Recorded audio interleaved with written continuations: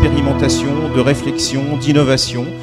Donc la question que j'ai envie de poser aux deux, et ils verront comment ils se passent la parole, c'est quelles sont les caractéristiques de l'approche de l'enseignement de la voile à l'École nationale de voile au travers d'exemples concrets. Qu'est-ce que vous avez voulu faire? Qu'est-ce qui a marché? Qu'est-ce que vous retirez de ce travail que vous avez fait pour l'école?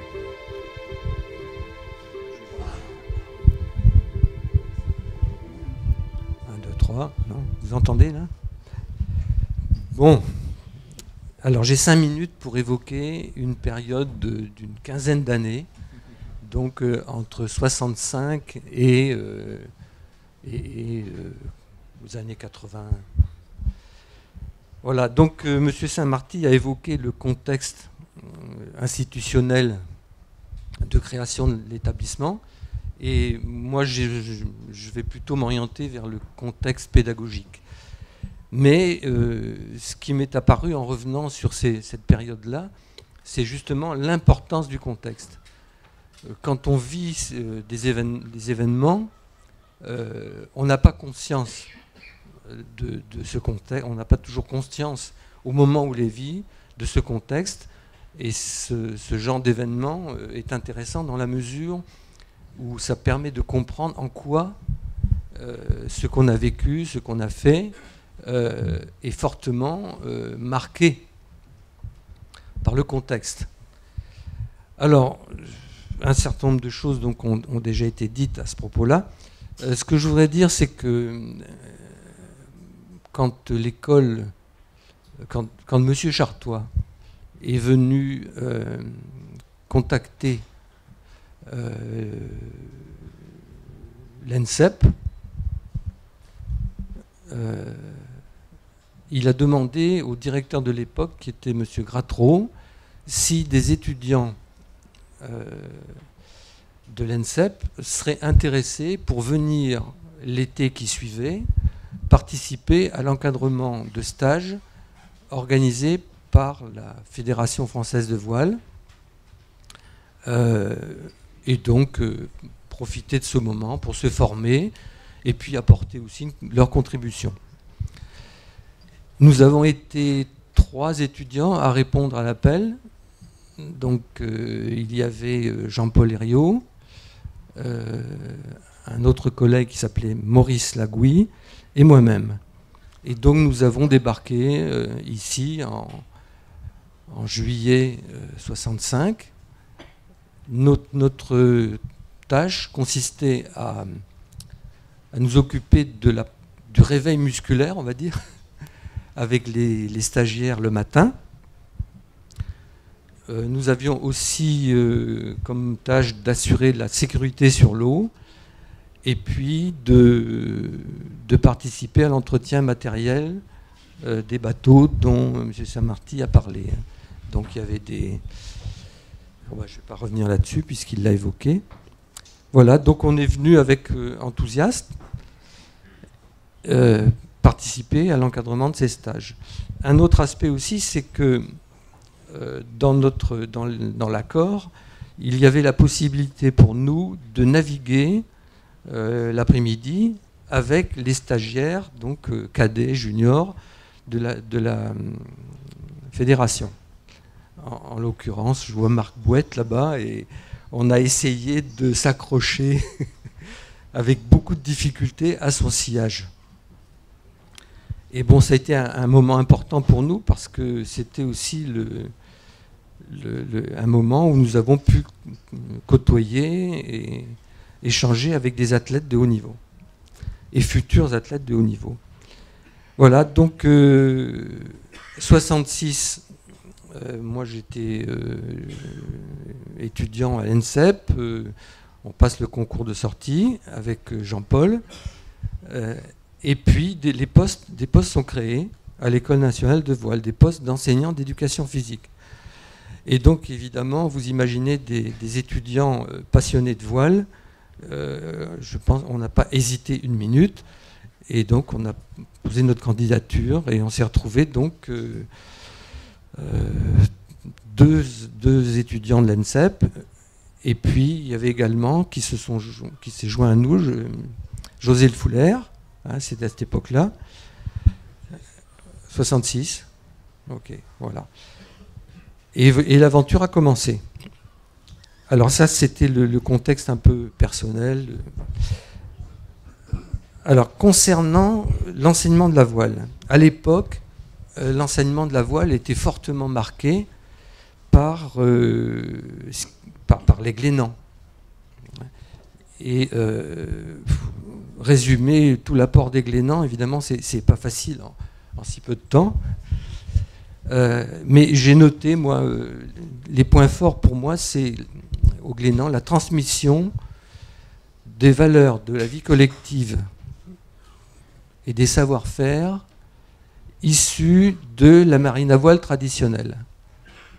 Enfin, c'est comme ça que je me suis représenté le contexte pédagogique des Glénans. Alors, les contenus qui en découlaient portaient beaucoup sur l'apprentissage de la terminologie, où il fallait absolument connaître toutes les parties du bateau, les différents nœuds, etc. Également le matelotage, beaucoup de matelotage dans les stages, et l'apprentissage des manœuvres, virement de bord, empannage, manœuvres de mise à la cape, etc. etc. Et donc je pense que ce contexte pédagogique marquait fortement à l'époque tout ce qui se faisait dans les différentes écoles de voile. Avec une orientation quand même vers la pratique de la croisière. C'était quand même ça qui était en perspective. Alors donc ce contexte concernant l'enseignement de la voile. En même temps, commençait à naître aussi un certain nombre de contenus issus de la voile sportive, à travers justement un certain nombre de stages dont je parlais tout à l'heure, et puis de personnages qui ont marqué la réflexion sur l'entraînement, sur l'apprentissage, et en particulier des gens comme Yves-Louis Pinault, à travers son livre sur la pratique de la voile.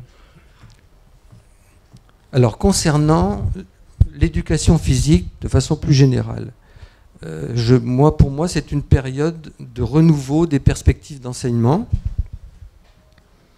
avec de nombreuses expériences pédagogiques, dont en particulier l'expérience de Corbeil-Essonnes, l'expérience de Calais, je me tourne vers la République des sports de Calais sous la houlette de Jacques Derette, avec la participation de nombreux enseignants, et également les stages Maurice Baquet, organisés à Sète, dans la ville de Sète, par un certain Robert Méran. Alors, donc, une période de renouveau dans les approches de l'éducation physique, et une période aussi de débat, de fort débat, d'orientation, de conception. Et il est certain que les approches que nous avons tenté de mettre en avant à l'ENV ont été fortement marquées par ce contexte de débat pédagogique. Alors, bon, nous étions de jeunes enseignants. Assez rapidement, nous sommes installés sur une perspective de remise en question d'un certain nombre d'approches, et en particulier donc celle dont je vous ai parlé, qui était dominante à propos de l'enseignement issu de l'approche des Glénans. Alors, nous ne l'avons pas vécu de façon conflictuelle, simplement nous avancions des hypothèses, faisions des propositions, et après, il y avait un certain nombre de réactions, bien entendu, ici ou là.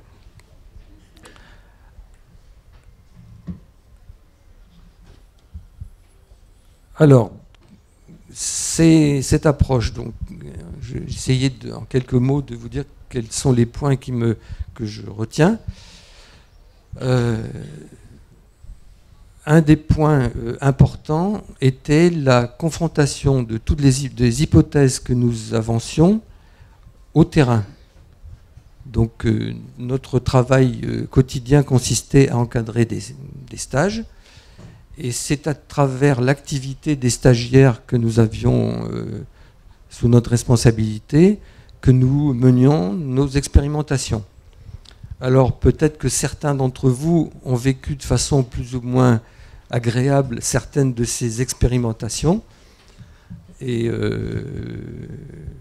en particulier certains exercices dont certains ne comprenaient pas toujours au départ le bien fondé. Par contre, nous étions persuadés du bien fondé.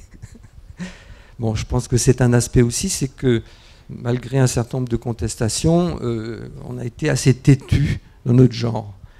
Et on n'était pas prêt à lâcher comme ça les hypothèses que nous avancions.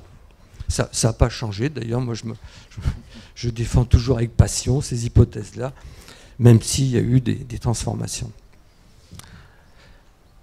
Voilà, donc le travail en liaison avec la pratique, un travail d'observation important, c'est-à-dire que lorsque nous proposions des situations pédagogiques à nos stagiaires, en même temps, on menait un travail d'observation très serré, en particulier lié au fait que nous avons pu disposer de façon assez précoce de magnétoscopes. À l'époque, c'était des engins extrêmement lourds et extrêmement fragiles, mais bon, qu'à cela ne tienne, on a embarqué ça sur les vedettes, quitte à prendre de temps en temps quelques embruns qui rendaient la lecture un peu compliquée. Voilà, donc ces magnétoscopes nous ont permis d'aller regarder de façon extrêmement précise les comportements et d'analyser les comportements des pratiquants. Alors, quelques exemples. Oui. Je finis. Fini avec un exemple. Alors, le gardien du temps t'oblige à le faire. Sur quoi des exemples concrets. Le premier travail que nous avons mené très concrètement, c'est un travail sur le pilotage des dériveurs dans la brise. À l'époque, la norme technique était de piloter les bateaux à plat. C'était le gros slogan. Hein, on parlait derrière les stagiaires et on criait, surtout on disposait aussi de mégaphones assez puissants. Il fallait donc que les stagiaires se conforment à cette technique. Assez rapidement, on s'est aperçu que malgré leur bonne volonté, eh bien, les bateaux naviguaient toujours inclinés et qu'on avait toutes les peines du monde à leur apprendre à maintenir leurs bateaux horizontaux. Alors, on s'est interrogé et on a émis l'hypothèse assez rapidement que si les pratiquants ne naviguaient pas avec leurs bateaux horizontaux, ce n'était pas par mauvaise volonté, mais qu'il y avait des mécanismes qui jouaient et qui faisaient qu'ils subissaient ces mécanismes sans pouvoir s'en libérer. Et on a commencé à penser que ces comportements étaient donc l'expression de réactions à des stress, à des agressions que les pratiquants n'étaient pas prêts de subir. À partir de là, donc, il y a eu des hypothèses qui ont été formulées et on a proposé un certain nombre de situations destinées à aider les pratiquants à se débarrasser de ces réactions dites primaires, qui n'étaient pas si primaires que ça d'ailleurs. Voilà. Ensuite, un travail sur les virements de bord, en liaison avec, à l'époque, l'équipe de France de 470, qui a débouché sur des propositions également, donc concrètes, sur les exercices concernant les virements de bord. Yvon, je suis désolé. Je suis désolé parce qu'en tant qu'enseignant à l'école, c'est passionnant. Et donc, j'ai envie de le laisser parler pendant la journée. Et on apprend des choses. Ensuite, parce que je racontais à Yvon Piégelin que la dernière fois qu'on avait une longue conversation, lui et moi, J'étais assis sur une chaise avec 2 collègues qui me faisaient pencher en arrière dans la salle 3 et 4, et c'était en 1977, pour être l'objet même de ces expérimentations, et à quel point elles nous débloquaient des difficultés de progression que nous avions.